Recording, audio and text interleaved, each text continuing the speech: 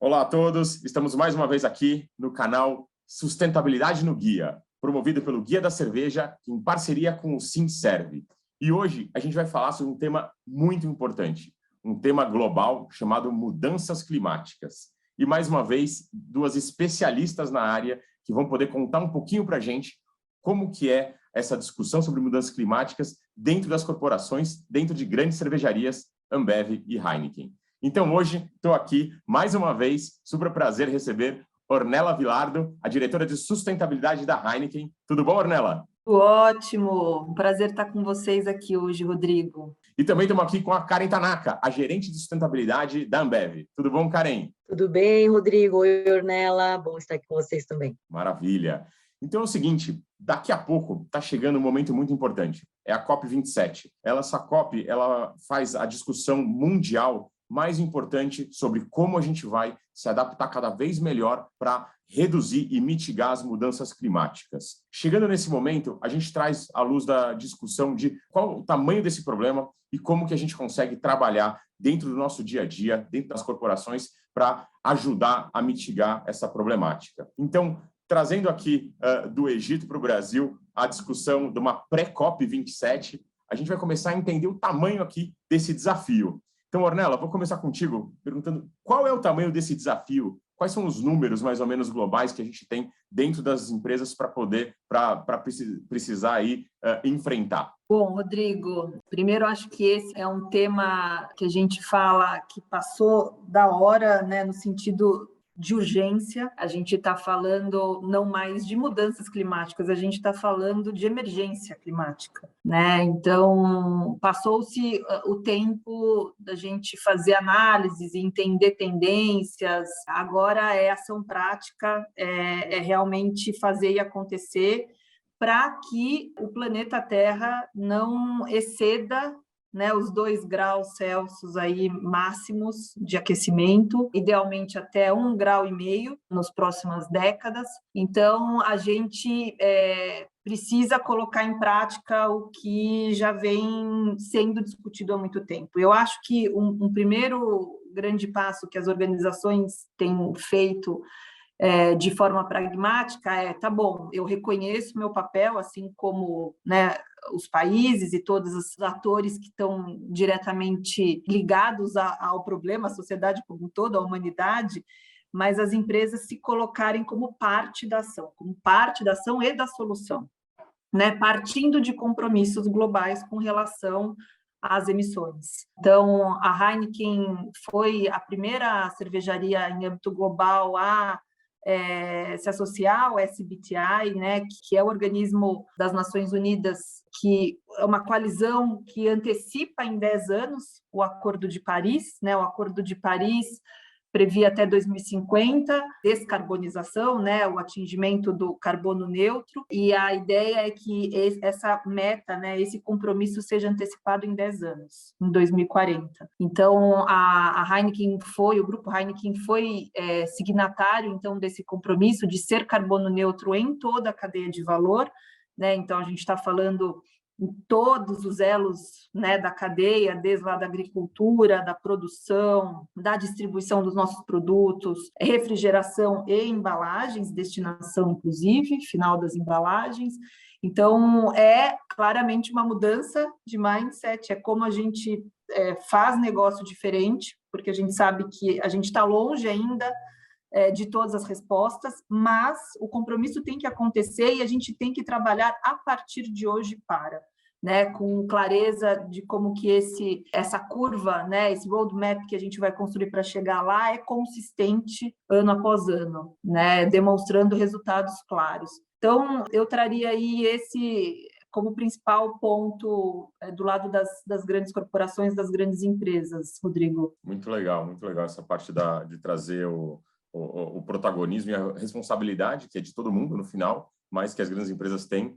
E interessante, né? A Heineken como uma empresa holandesa, e eu depois, em algum momento, eu vou explorar isso, porque a Holanda realmente é um país que há muito tempo já vem discutindo e trazendo novidades para conseguir combater isso. Então, é muito importante, talvez, um pouco dessa raiz que a Heineken tem. Por outro lado, a Ambev, uma empresa brasileira, né?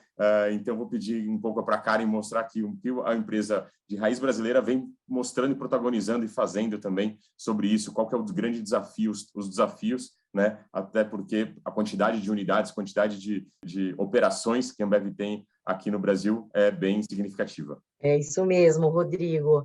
Nós somos a maior cervejaria do país e uma das maiores do mundo, né? E como grupo AB InBev, parte do grupo AB InBev, nós estamos aí dentro de uma estratégia climática global. Então, muitas das iniciativas que a gente tem nascem aqui e depois seguem para o global. Então, somos reconhecidos aí como uma das zonas aí mais eficientes em termos climáticos. Então, a sustentabilidade aqui para nós, ela está difundida em diversas áreas, né? A gente está trabalhando com foco em água, em impacto social, em clima e outros temas. E a nossa estratégia, que a gente chama do campo ao copo, então, vai desde o agro, do nosso produto que nasce nas nossas fazendas, passa para a maltaria, todo esse processo nas nossas maltarias, indo até a fábrica, toda a logística aí no meio, né? Pensando também a distribuição e até a hora que chega lá no bar, no mercado. Então, quando o consumidor vê lá a geladeira da Ambev, a gente está calculando as emissões de todas elas. Então, há uma série aí de frentes sendo tocadas em relação a esse tema. As mudanças climáticas vão afetar indefinidamente todas as pessoas, direto ou indiretamente. Um problema que a gente tenta resolver é porque ele é um problema que parece ser meramente ambiental, mas ele é bastante social. Então, a gente está falando aí de justiça climática, de racismo ambiental, porque as primeiras pessoas que sofrem com as consequências das mudanças climáticas são as que menos são responsáveis por ela, são as que menos emitem, ou seja, são mulheres, são negros, são pobres, são de países do sul global.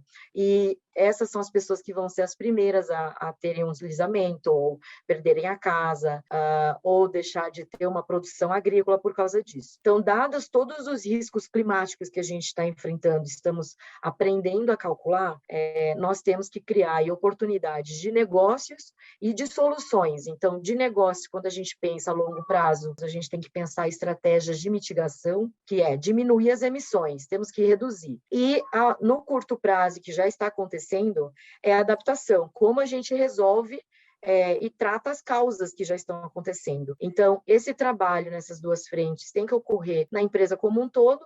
E aí a gente está falando da Ambev hoje, no fim do ano, né? A gente teve aí, 2021, aproximadamente 3 milhões de toneladas de CO2 dos escopos 1, 2 e 3, são as emissões diretas e indiretas, e as nossas metas aí estão para diminuir 25% dessa intensidade de emissões até 2025 em 25%, e lançamos, né, também no ano passado a nossa ambição Net Zero, que é atingir as emissões líquidas zero em 2040 para toda a cadeia. A gente tem um prazo anterior, que é 2030, para emissões de escopo 1 e 2, são as emissões diretas aqui. Então, uso de calor, eletricidade e outros. Então, a gente tem um trabalho aí que não é de uma área, né? A gente tem que colocar todas as operações aí para descarbonizarem, que a gente chama, desde compra de insumos a processos industriais, compromissos conjuntos com os fornecedores. Então, é um trabalho muito grande, porque a emergência é muito grande, né? E muitas pessoas vão ser afetadas. Então, estamos aí cada vez mais comunicando melhor sobre isso,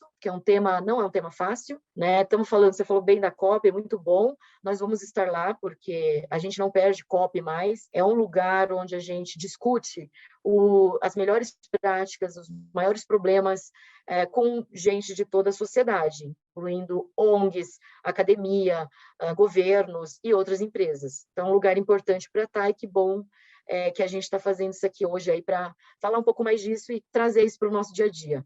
Só queria complementar um tema que a Karen tocou na fala dela, né, sobre justiça climática. Tem um dado da Fundação Bill Gates que fala que as mudanças climáticas podem levar 132 milhões de pessoas para baixo da linha da pobreza na próxima década, né? Pensando nesta década. Então, mudanças climáticas, claramente, né, como a Karen comentou, tem um impacto social também na agenda social, né? Está completamente conectado, tem uma conexão direta. Não, sem dúvida. São várias conexões importantes. e a busca das soluções, que é a emergência que vocês duas comentaram super bem, e a gente já fala bastante sobre essa emergência. Na última COP, resolveram colocar um dinossauro para falar lá na ONU, né? Pessoal, a gente já foi extinto, né? Vocês querem fazer isso de novo? Então, assim, é nesse nível de emergência que a gente está, e tem que trazer um dinossauro de volta para contar essa história para a gente. E aí, para conseguir executar tudo isso, investimento, né? Então, entender a parte que cabe, entender a responsabilidade de investir para fazer isso acontecer é muito importante. Mas a tomada de decisão de negócios, ela tem uma balança importante, né? Porque o negócio ele precisa sobreviver e se manter durante bastante tempo aí. Como que as decisões de investimentos em mudanças climáticas conseguem ser trazidas, vamos dizer assim, para a mesa, para essa discussão de investimentos, né? Eu decido que eu vou investir em X e em Y, mas que eu preciso realmente investir em algo que vai melhorar e fazer, por exemplo, essas metas de redução de 25%, de 40% aí nos negócios, nas emissões dos negócios. Conta para a gente, Karen, como que isso é hoje dentro da Ambev? É um ponto importante, e quando a gente fala aí de resolver um problema grande, a gente tem que ter transformações sistêmicas. Então, a gente tem um trabalho todo de conhecimento, de capacitação, de entender o tamanho do problema e de contar com as equipes, porque elas que estão ali no front, elas sabem o que dá para descarbonizar em cada frente. Então, a gente tem aí um time, hoje, dentro da Ambev, a gente está com 290 pessoas dentro do time de procurement e sustentabilidade.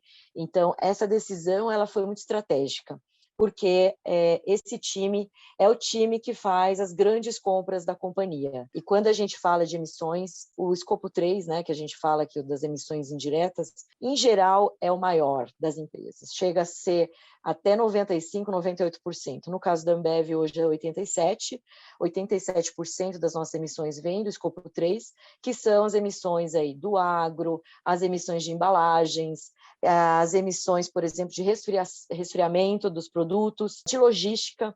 Então, todo esse poder de compra e de negociar com fornecedores, de procurar fornecedores cada vez mais avançados no tema, com inovação, com tecnologia, com metas públicas também, fica na nossa área. Então, o nosso VP, o Rodrigo, ele gosta muito de falar que ele tem o poder de compra para incentivar essa agenda a andar.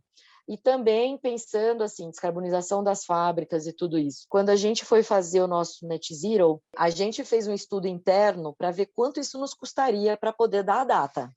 Então, por isso que ela não é 2028, por isso que ela não é antes. Porque, de acordo com o nosso potencial e poder de investimento, a gente consegue fazer isso até 2030. O que está ótimo, né? São 20 anos aí antes da meta estabelecida pelo Acordo de Paris, que é de termos aí entre 1850 e 2100, 1,5 grau.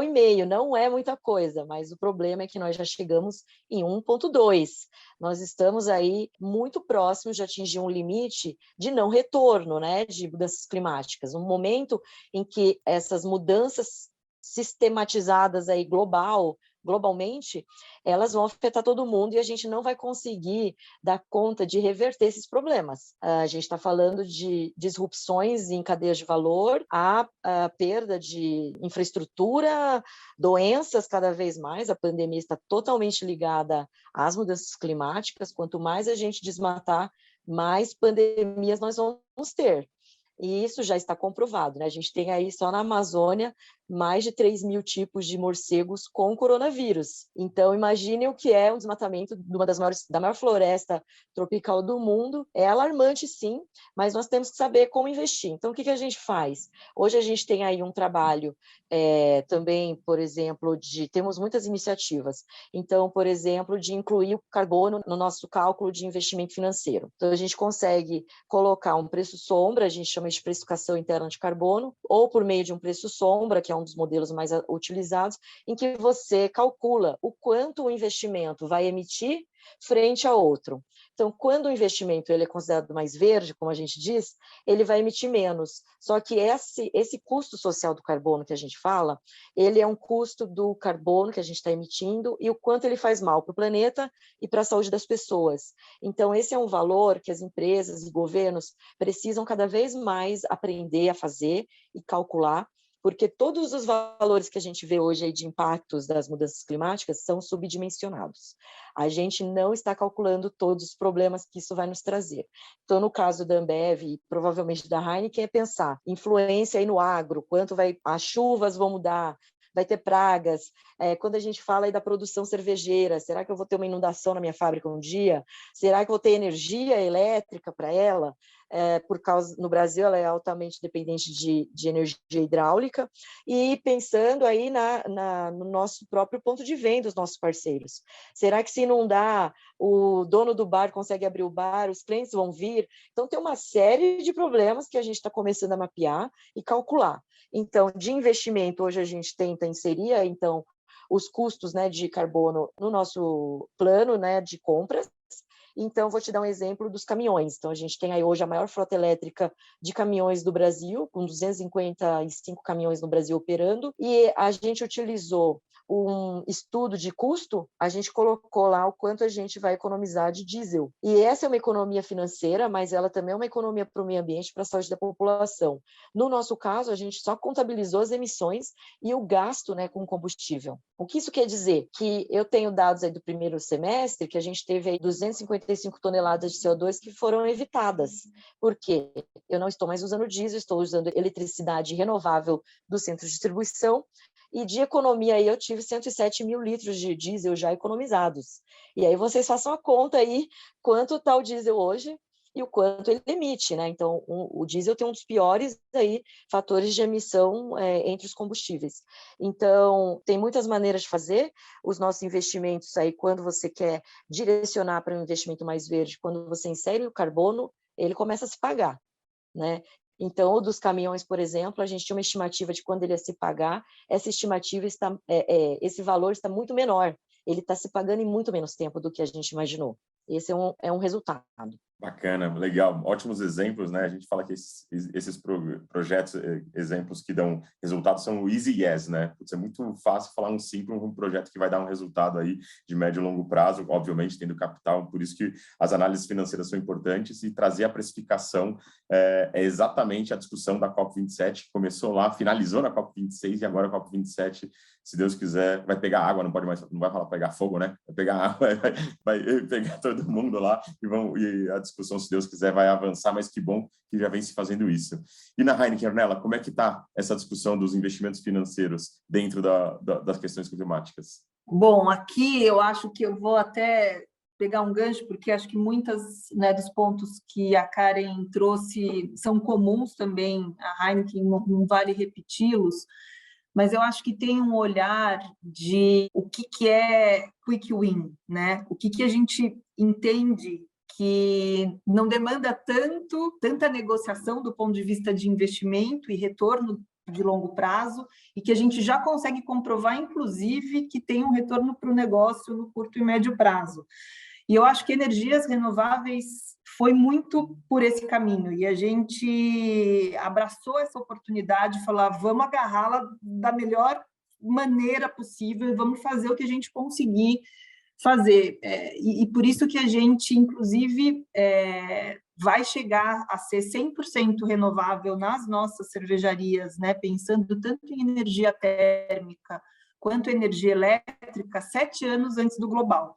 Porque a meta, né, de neutralização de escopo 1 e 2 é 2030 para o global, mas a gente já vai ter um avanço muito grande dentro das nossas operações, chegando a 100% de renováveis. E isso foi possível, inclusive, trazendo retorno financeiro. As próprias tecnologias propiciaram com que as soluções se tornassem mais viáveis economicamente falando.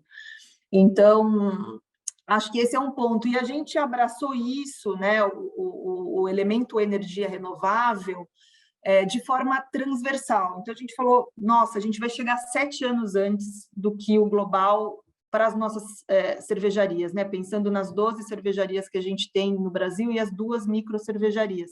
Será que a gente consegue fazer isso para as CDAs? Vamos levar para os 31 CDAs energia renovável, e a gente estendeu o compromisso, e também vamos ser 100% renovável nos centros de distribuição até final de 2023. E aí a gente falou, puxa, mas será que energia também não é uma solução que pode ser levada para clientes, que pode ser levada para consumidores, né? Então a gente traz, inclusive, esse elemento a partir de uma das nossas marcas, né? E hoje é a marca carro-chefe que dialoga com a sociedade, com o público final, falando sobre sustentabilidade, que é a marca Heineken, a partir da plataforma Green Your City, onde a gente falou sobre energia renovável para os nossos consumidores, né? A gente propiciou, foi um facilitador para que o consumidor e os nossos pontos de venda também acessassem essa possibilidade através de distribuição, geração distribuída, né? Que é uma solução interessante, onde você não precisa ter investimento em painéis solares, que você não precisa fazer um investimento em infraestrutura e, ao mesmo tempo, consegue, inclusive, ter um desconto em conta de luz, né? Chegando, né, dependendo da região no Brasil, você pode ter até 40% de desconto em conta. Quer dizer, juntar o útil ao agradável e como que você acelera essa roda e faz ela acontecer o mais rápido possível, né? De novo, naquele conceito de urgência. Esse é um ponto que a gente vem trabalhando muito, mas como a Karen comenta, o desafio está no escopo 3, né? O desafio está para além das nossas cervejarias, para além dos nossos centros de distribuição, como também levar soluções para os nossos fornecedores, discutir soluções, começando por energia renovável, né, que já é uma prática que a gente conseguiu avançar, uma agenda que a gente avançou bastante, como compartilhar conhecimento e trabalhar em conjunto para que eles também adotem práticas, e especialmente em agricultura, né? A agricultura é uma porção relevante da nossa pegada de carbono, então, como a gente reduz emissões em práticas mais sustentáveis na agricultura, mas mirando, inclusive, para um lugar de agricultura regenerativa, né? Onde a gente, de fato, né, no futuro, consiga capturar mais do que emitir. Esse é o grande sonho e é algo que a gente vem olhando numa perspectiva mais de longo prazo. Legal, muito bacana. E a gente fala exatamente isso, né? Que sustentabilidade, no final, é usar melhores os recursos ou usar menos recursos, né? E quando você usa menos recursos, gera economia muitas vezes, né? Então, quando a gente acha esses espaços de gerar essas economias, ela dialoga com o negócio muito bem. Muito bacana a gente conversar sobre os projetos que são feitos. Vocês deram os exemplos excelentes na parte de energias, mais voltado ao escopo 1 e 2 ali, e a gente tem bastante, vamos dizer assim, desafio no escopo 3. Mas vamos falar um pouco das prioridades desses projetos, em qualquer um dos escopos. Ornella, o que, vamos dizer assim, mais te orgulha aí dos projetos que você tem tocado dentro da Heineken e que estão por vir, que você acha os mais importantes para a gente conhecer? Olha, dentro do que a gente tem construído de energia renovável para as operações, a gente tem pautado grande parte do investimento em biomassa, né, que já é uma tecnologia conhecida já de bastante tempo, acho que inclusive com seus próprios desafios de rastreabilidade, de garantia de que o insumo, né, dessa caldeira ele é sustentável e tudo, mas a gente também tem aproveitado aí, principalmente para as últimas cervejarias que estão para, né, para concluir essa transição, outras soluções, né, e que tem demonstrado bastante potencial, né? Uma das nossas cervejarias no Nordeste do Brasil, no Ceará, ela é abastecida a biometano, que é uma solução muito interessante do ponto de vista, inclusive de circularidade, né? Porque grande parte do biometano no Brasil, inclusive, vem de aterros sanitários. Então, você traz, inclusive, uma questão interessante, né? Que conecta com outras pautas, né? Como a de resíduos sólidos, inclusive. Então, esse é um ponto que tem demonstrado, né, uma versatilidade, inclusive, de soluções. Acho que nos orgulha muito essa solução onde a marca, de fato, se coloca, né, à disposição do ponto de vista, né, de alcance, né, pensando no alcance que uma marca tem, como Heineken, né, do investimento em propaganda, né, que tem, usar isso a serviço da sustentabilidade, usar isso a serviço das nossas, né, dos nossos compromissos. Então, quando a gente veiculou, o filme onde a gente provocava um apagão nas televisões, né? Foram 30 milhões de casas, né, impactadas com a campanha de energia verde da marca Heineken, fazendo um chamado mesmo para que essas pessoas fossem buscar informação, né, sobre como acessar a energia renovável nas suas casas de forma fácil e segura. Então, esse é um fator de orgulho, né? A gente fala, poxa, sustentabilidade não pode ser um silo dentro das organizações. A gente não pode entender isso que, né, eu sempre brinco que a minha posição deve e tem que ser extinta no futuro, né? Não deve existir uma posição de sustentabilidade. As pessoas têm que ter isso como um valor fundamental, independente se a pessoa está numa cadeira de RH, numa cadeira de finanças, de compras, de procurement, etc. Então, isso, de fato, é um valor transversal dentro da organização. E um grande trabalho que a gente vem fazendo as agendas de negócio, e a própria agenda das marcas, né? Como as marcas, de fato, entendem isso como compromissos e possibilidades que elas mesmas possam levar adiante, né? Independente aqui de uma área corporativa. Então, acho que esse é um destaque, trago esse case como um destaque, de fato. Legal, muito bacana. E, Karen, conta pra gente, o que se destaca principalmente na Ambev hoje, de projetos que vocês estão fazendo? Muito bom ouvir, Ornella. Nós estamos aí com muitas frentes andando em relação à energia, então isso é um motivo de orgulho também para nós. Em 2021, a gente bateu a meta de ter 100% das nossas fábricas operando com energia 100% renovável e limpa. Então, a gente adiantou aí a meta que está para 2025, em 4 anos. Daqui em diante, isso é algo que vai se manter.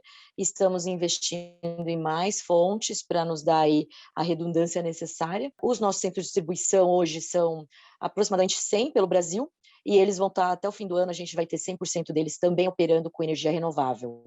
Então, alguns deles já têm as placas, né, as usinas solares em cima da operação, alguns estão no estacionamento, então as pessoas que vêm aí, tem mais distribuição pelo país, vocês podem visitar que vocês vão ver aí a operação funcionando. E também em relação ao ponto de venda, que aí entra no nosso escopo 3, a gente pensou esse projeto aí de trazer energia renovável para eles já há uns 3, 4 anos. O que a gente conseguiu até agora? Então, a gente teve uma startup que participou do nosso programa de aceleração, que o Rodrigo conhece bem, e que a gente trouxe aí a Lemon, né, que é uma startup de energia renovável. Então, eles desenvolvem os projetos de energia, conectam ao grid, né, de energia do Brasil, e aí o nosso ponto de venda recebe essa energia sem custo nenhum a mais, a conta dele vem zerada e a gente faz essa ponte com a Lemon. Então, hoje a gente tem aí 3.100 pontos de venda já operando com essa energia renovável. Estamos mapeando e buscando fornecedores, se alguém estiver ouvindo e quiser entrar em contato, se é que a gente não está falando já, né, para o resto do Brasil. Então, em todos os estados aí a gente tem mapeamento de quando a gente vai conseguir fazer isso acontecer.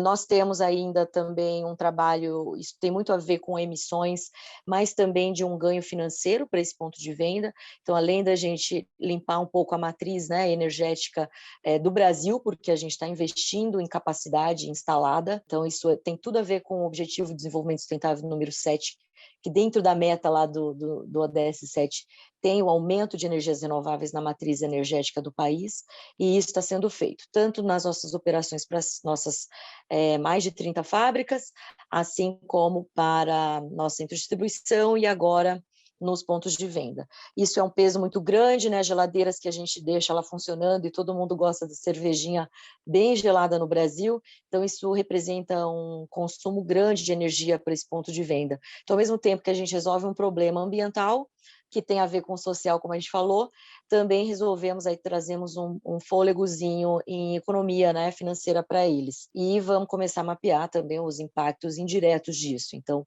será que ele consumindo essa energia, ele consegue ter um dinheirinho a mais para talvez contratar uma pessoa a mais, ou expandir o bar e assim por diante. Então, é algo aí que a gente vai ver os impactos ainda acontecerem. Pensando que a gente tem aí mais de 1 milhão de pontos de venda no Brasil, se a gente conseguir trocar aí 1%, 10%, 100%, é uma mudança grande em nível nacional. E esse é um projeto que nos dá muito orgulho, sim. A gente tem também um trabalho de engajamento com os nossos fornecedores, que é um programa que a gente chama de Conectando por um Mundo Melhor em Ação Climática, e é um programa aí de engajamento muito próximo com fornecedores de 5 grandes categorias. Então, a gente fez aí workshops, temos reuniões frequentes. Recentemente recebemos, né, o Gonçalo Munhoz, que é o High Level Climate Champion da ONU. Então, ele veio bater um papo com os nossos fornecedores ali na nossa casa. Depois fizemos um happy hour para bater mais papo com ele. Estamos trazendo, quando a gente fez, né, um mapeamento, uma escuta ativa dos fornecedores, em relação ao que eles precisam, as dificuldades que eles têm, a gente descobriu que muitos deles não tinham a equipe necessária ou conhecimento do tema. Então, a gente decidiu criar um curso, e isso é um orgulho também que a nossa equipe fez. Montamos um curso aí de 6 módulos, desde o que é aquecimento global, até como fazer seu próprio inventário, e trazendo alguns exemplos da Ambev. Então, a gente mostrou lá o cálculo para a compra das motos elétricas, né, que a gente tem já operando tanto nas nossas centros de distribuição e fábricas, e também agora no Zé Delivery. Então, a gente mostrou como a gente fez esse cálculo, está tudo lá. Se alguém quiser participar, ele é gratuito agora, a gente abriu para qualquer um da comunidade, da sociedade, então é gratuito, aberto, está na nossa plataforma de conhecimento compartilhado, que chama Ambev On. Se googar, vocês vão achar, faz um login e procura o curso lá de treinamento em clima e carbono. Gratuito, e a gente ainda dá um certificado, olha que maravilha. Então, isso aí é um dos exemplos. E no começo desse ano, a gente anunciou, né, um compromisso pela ação climática com os nossos fornecedores. Esse é o primeiro que se é feito aqui no Brasil, talvez aí do mundo, não sabemos, mas no Brasil a gente pode afirmar. Então, a gente tem aí 200 fornecedores que são fornecedores de alto impacto em clima, ou por serem de um setor que tem a ver com energia, logística, ou porque é um grande fornecedor que tem um potencial de emissão maior. Então, esses 200 fornecedores hoje representam 70% das emissões do escopo 3. Então, o que isso significa? Significa que essas 200 empresas estão engajadas conosco em descarbonizar. Então, ali a gente tem 3 metas. Começar a reportar, contabilizar e reportar publicamente os nossos dados de emissões. Em segundo lugar, aí, né, ter metas de redução. E em terceiro, promover ações concretas. Então, durante a COP, aí estou dando um spoiler, hein? Durante a COP, a gente vai fazer um evento híbrido no Egito e aqui no Brasil, para trazer aí uma premiação aos melhores cases de descarbonização da nossa cadeia de valor. Então, esse evento aí está planejado para o comecinho da COP. Então, esse é um projeto muito lindo que a gente tem tocado com muitas equipes, porque tem fornecedor do agro, de embalagens, de logística, e eles estão engajados aí agora. Para o ano que vem, a gente vai anunciar aí um programa também com novidades, e batalhando, vamos juntos aí, que a gente só acredita no crescimento compartilhado. Nossa, que bacana, quanta coisa! E é muito legal saber que ambos estarão fazendo coisas ali no âmbito da COP. A COP é super importante e envolvendo toda a cadeia, né? É isso, né? Tipo, todo mundo está no bar, né? Então, como que a gente traz esse pessoal do bar para dentro, como a gente ensina, como a gente replica isso, né? Eu acho que tem exatamente você não manter o conhecimento, mas poder passar esse conhecimento e fazer cada vez mais coisas. Realmente é bem inspirador todos os projetos que a gente ouviu aqui. Agora, a gente tem falado bastante dos projetos para reduzir, né, a descarbonização. E aí, para a gente buscar o almejado net zero, vamos dizer assim, não é só a redução, porque no final das contas alguma emissão acaba acontecendo, a gente tem que sim reduzir, mas compensar, mitigar de alguma outra forma também é interessante externamente. Existem projetos de compensação, seja para agora, seja no futuro, que estão sendo vislumbrados aí para poder chegar nesse net zero? É uma frente aí que a gente coordena aqui na Ambev, né? Eu costumo, o pessoal falar, é a gerente de sustentabilidade da Ambev. Eu sou uma delas. Nós temos mais de 9.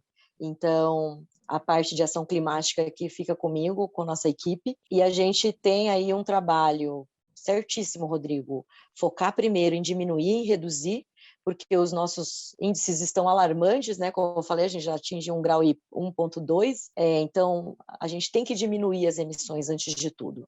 E aí sim compensar as emissões que a gente chama, né, difíceis de abater, né? Hard to abate emissions, que são essas emissões que provavelmente a gente vai poder resolver um dia, mas hoje não temos a inovação tecnológica suficiente para isso. Mas que a gente fala aí da meta, né, do padrão que existe de Net Zero hoje do Science Based Targets, que é a metas baseadas na ciência, eles têm aí um padrão agora novo, recém-lançado no ano passado, de reduzir 90% das emissões e apenas, então, passar a compensar. Nós estamos nos inspirando nessa regra. Ela ainda não é obrigatória e torço para que um dia seja, porque além de ser gerente de sustentabilidade, eu sou uma ativista climática, adoro falar isso, e trabalhamos com isso. E aqui o meu VP também fala, meu diretor também fala, e eu falo, olha, se a empresa não começar a fazer isso direito, eu não fico na empresa também. A gente fala que não vai atrair os talentos, nós vai perder quem está aqui. E ele fala, eu também vou. Então, ter um engajamento pessoal, né, profissional nisso e da equipe. Então, nosso trabalho aí hoje de compensação, a gente tem usado aí muito para as nossas unidades, que a gente chama carbono neutras. Hoje temos aí 9 unidades Fabris, né?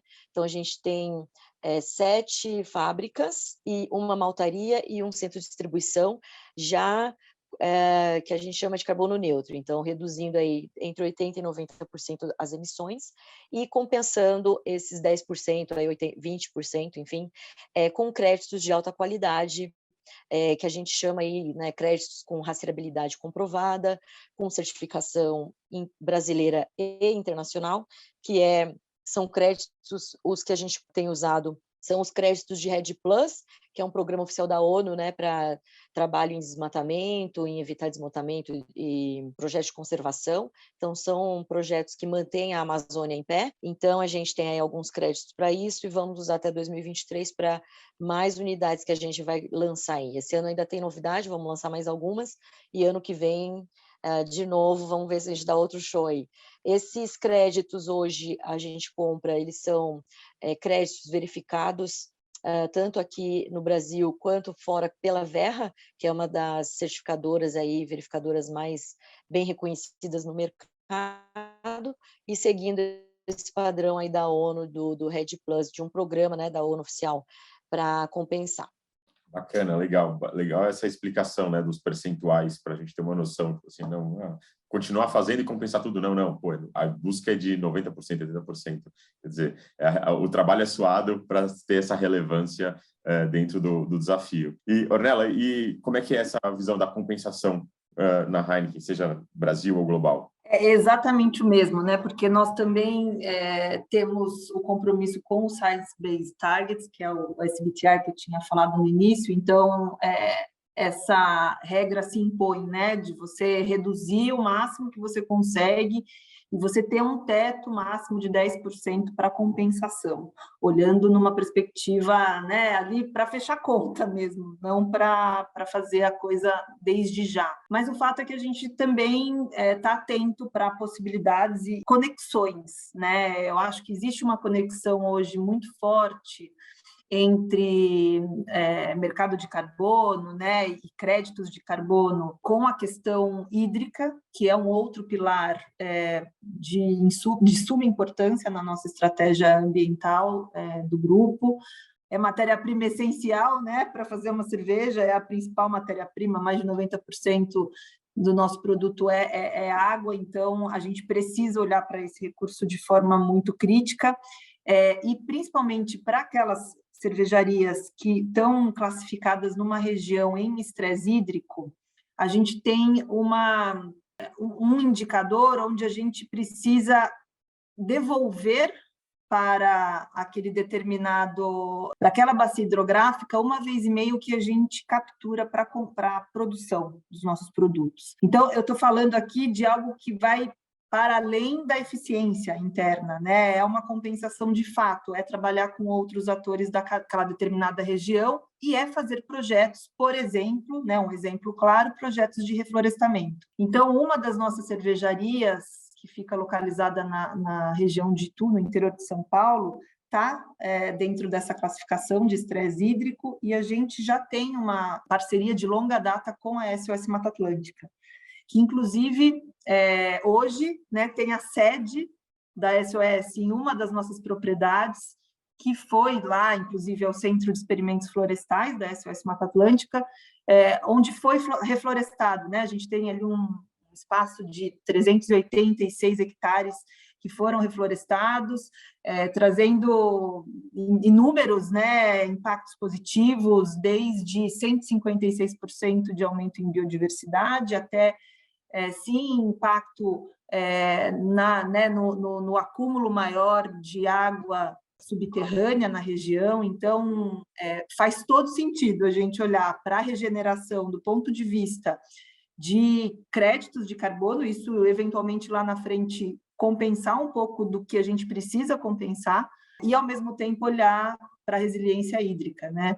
Então, acho que esse é um ponto importante. A gente tem uma outra cervejaria nessa mesma condição no interior do Ceará, ali na região metropolitana do Ceará, em Pacatuba, onde a gente vai ter um trabalho bastante parecido com a Fundação Avina, né, para, de fato, olhar para a bacia de uma forma mais ampla, entender todos os projetos, desde acesso à água, né, a saneamento, até restauração ecológica, que é uma das formas que a gente consegue também mitigar os riscos futuros. Então, eu acho que esse são projetos que a gente vê potencial de, né, conectar as duas agendas e, de alguma maneira, contribuir também para a nossa mitigação, para a nossa redução compensação das nossas emissões. Muito legal saber dessa sede, dessa filial da SOS Mata Atlântica dentro da propriedade, ou seja, onde o trabalho já é feito e estudado.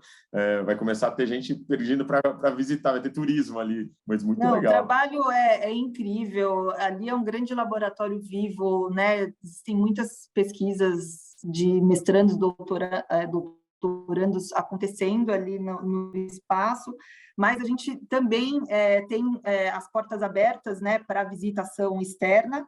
Uma vez por mês é possível visitar, tem uma trilha, tem um mirante, é muito interessante. E a gente tem um programa com escolas, né, do entorno da região, já foram mais de 40 mil estudantes visitar no programa Aprendendo com a Mata Atlântica na localidade. Então, a gente tem bastante orgulho, né, do que foi feito ali, com potencial até de replicação disso em outras localidades. Muito bom, excelente. Então já está fazendo sentido. E então agora, chegando aqui no próximo da COP 27, qual que é a expectativa, né, que vocês têm para essa nova COP, para esse novo momento aí de discussão de mudanças climáticas? Já que agora é previsão, né? Vamos olhar na bola de cristal. Assim, qual que é a expectativa e o que vocês gostariam, né? Vamos pensar essas duas coisas. Ornella, conta para a gente. O que vem na sua mente? Olha, muitos, né, das análises da última COP em Glasgow, ano passado, foi, né, de que, mesmo que 100% dos compromissos feitos ali, né, fossem implementados, a nossa trajetória ainda seria complexa, porque a gente ainda estaria aí a uma média de 2,4 de aumento, né, de aquecimento. Então, a gente ainda está fora, né, completamente do que é a meta aí idealmente de chegar até 1,5 ponto. Fato preciso fazer mais, né? Acho que esse é um ponto que toda COP que vem existe uma alta expectativa e no final os acordos nem sempre se concluem de forma a dar respostas na velocidade que a gente quer. Mas o que eu acho que tem sido muito positivo, e eu tenho essa expectativa que cada vez mais, no Egito, inclusive, seja dessa maneira, é o quanto a sociedade civil tem se envolvido, o quanto diferentes setores, né, o quanto os jovens ativistas climáticos, como isso tem sido pauta, né, de discussão real e como a pressão, né, da sociedade civil tem sido fundamental para os avanços acontecerem, né? Então, acho que assim, né, esses exemplos de levar best practices, então como a gente levar casos de inspiração e trazer mesmo a ação os diferentes atores, que eu acho que é a minha maior expectativa, que continue, né, numa velocidade que seja real aí na próxima edição. Bom, realmente, né? Quanto mais gente estiver envolvido, estiver discutindo, falando sobre, evoluindo, vai ser melhor. E você, Karen, conta pra gente as expectativas chegando aí cada vez mais perto da COP? Muito bem. A Ambev vai estar lá presente, né? Nós vamos com uma equipe aqui do Brasil, uma delegação do Brasil e uma delegação da Bembev. Então, é importante estar nos fóruns de discussão. A decisão, infelizmente ou felizmente, é o modelo que a ONU adota, é o modelo, a COP chama COP, que é a Conferência das Partes, né? As partes, na sua maioria, são países. Então, são os países que têm o voto final, que têm o poder de decidir ou não. O poder de discutir, de participar, de incentivar, de mobilizar, aí vem de todos os lados. Então, a COP são 2 semanas, todos os anos, então, para quem não conhece um pouco, eu dou aqui um pouquinho do que como ela funciona, né? A gente tem 2 semanas de negociações interministeriais. A COP, como é um evento da ONU, aí você tem ela realizada sempre de portas abertas, então, lá onde você vê aquela tela com fundo azul lá da ONU, com a Convenção do Clima, né, que é a UNFCCC, trabalhando, todo mundo tem acesso, então você pode entrar, sentar e conversar com essas pessoas.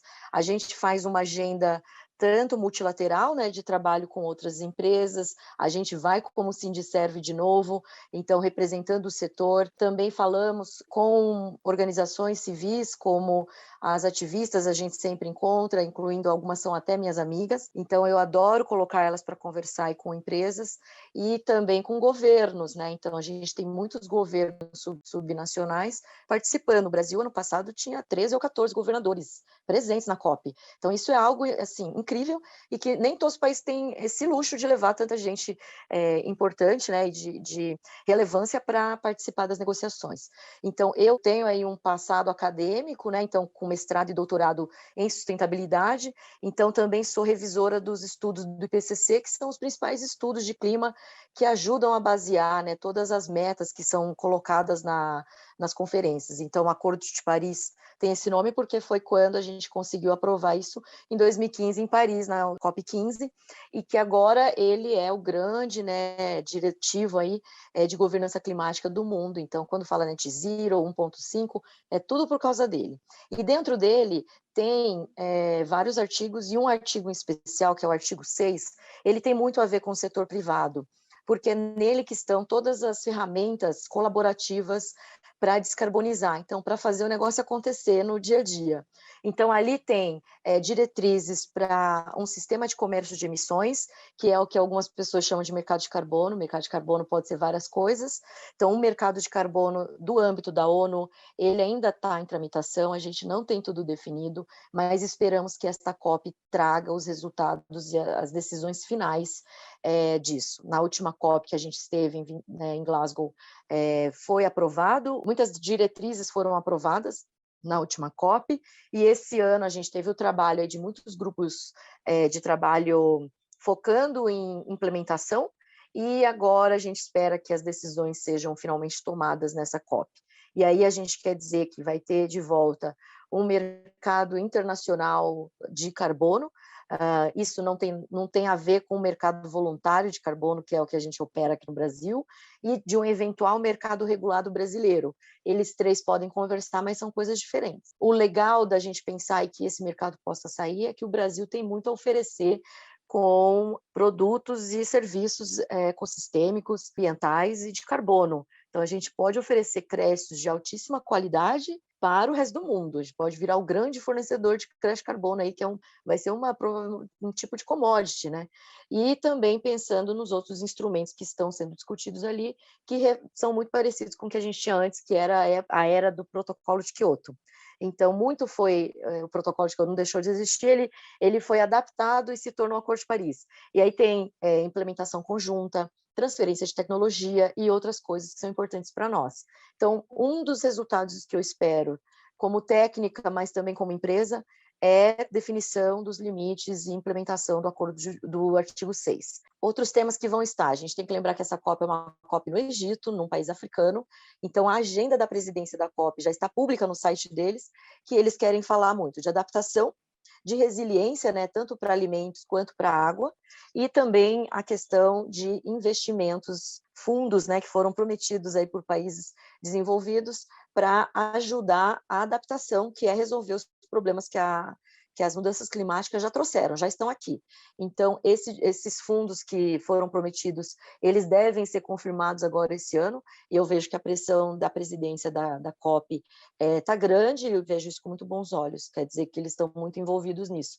O setor privado vai estar presente, o que é bom também para a gente poder viabilizar aí, né, como a gente vai fazer tudo que é decidido em nível governamental, interministerial, baixar e ser feito pelas empresas que têm toda a capacidade de gestão, de capital humano, gestão técnica e investimento. Então, é bom que a gente esteja lá e que a gente influencie cada vez mais essa agenda. Nós temos urgência, vamos levar muito do que a gente está fazendo de agricultura regenerativa. Hoje a gente está aí com... Até o fim do ano a gente tem 8.000 hectares, né, de agricultura regenerativa já operando, e o ano que vem a gente vai aumentar muito. Também temos aí um trabalho que a gente vai levar de logística reversa, né, Rodrigo? E também em relação a inovações em embalagens e logística reversa, e a questão de engajamento com fornecedores e nossos trabalhos em energia renovável. Então, essas são as agendas que a gente vai focar mais lá. Muito bacana, e fica o destaque aqui do Brasil, que realmente pode ser um grande protagonista, né? Quiçá ser uma virada de um Brasil mais desenvolvido, com os recursos que ele pode fazer, usando bem os seus ativos naturais, né? Então, realmente, acho que o Brasil ele tem esse potencial. Vamos ver se a gente consegue abraçar ele e fazer acontecer.